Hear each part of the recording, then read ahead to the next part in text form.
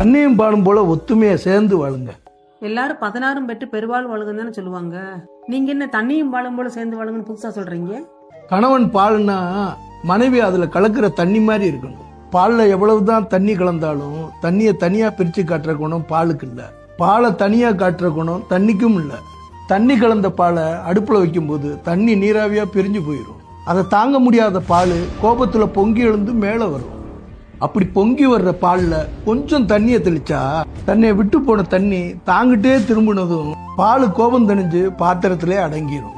ஒருவேளை அப்படி தண்ணி தெளிக்கணும்னு வச்சுக்கேன், பால் பொங்கி அடுப்பையே அணைச்சிடும். அதே மாதிரி கணவனும் மனைவியும் ஒருத்தருக்குள்ள ஒருத்தர் கலந்து இருக்கிற வரைக்கும் தான் குடும்பம்ன்ற நெருப்பு அணையாம எரியும். அதனாலதான் அப்படி வாழ்த்துனேன்.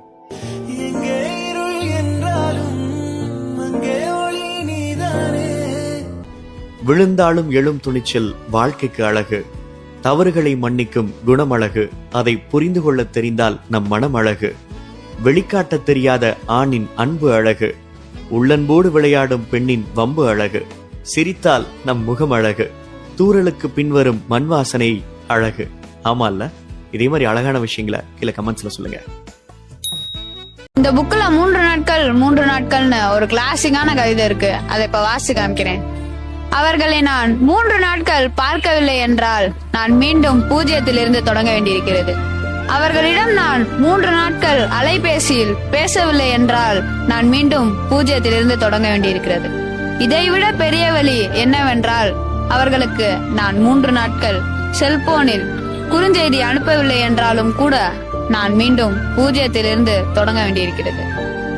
எவ்வளவுதான் அன்பாக இருந்தாலும் கூட வெறும் அந்த 3 நாட்கள் அவர்களுக்கு என்னை யாரோ போல் மாற்றி விடுகிறது. அவர்கள் என்னை மறக்க நினைக்கிறார்களா என்று தெரியவில்லை. ஆனால் நான் அந்த 3 நாட்களை மறக்கவே நினைக்கிறேன். மீண்டும் அவர்களிடம் ஓடி சென்று அன்பின் நாய்க்குட்டி போல் அவர்களின் வாசலில் நிற்கிறேன்.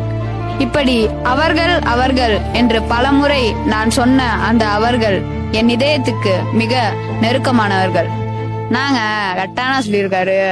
கடைசி பக்கம் உங்களை வெறுக்க வச்சதுங்கிறதுக்காக ஸ்டோரியே வெறுக்காதீங்க. ஏன் சொல்றேன்னா, அந்த புக்ல இருக்க நிறைய பக்கங்கள் ஒரு காலத்துல உங்களுக்கு ரொம்ப பிடிச்சிருக்கும். சில பக்கங்கள் உங்களை சிரிக்க வச்சிருக்கும். சில பக்கங்கள் நீங்க யாருன்னு உங்களுக்கே புரிய வச்சிருக்கும். ஆண்புள்ள தாண்டி நான் சின்னவன் ஆனாலும் ஓம் மன்னவன் தாண்டி.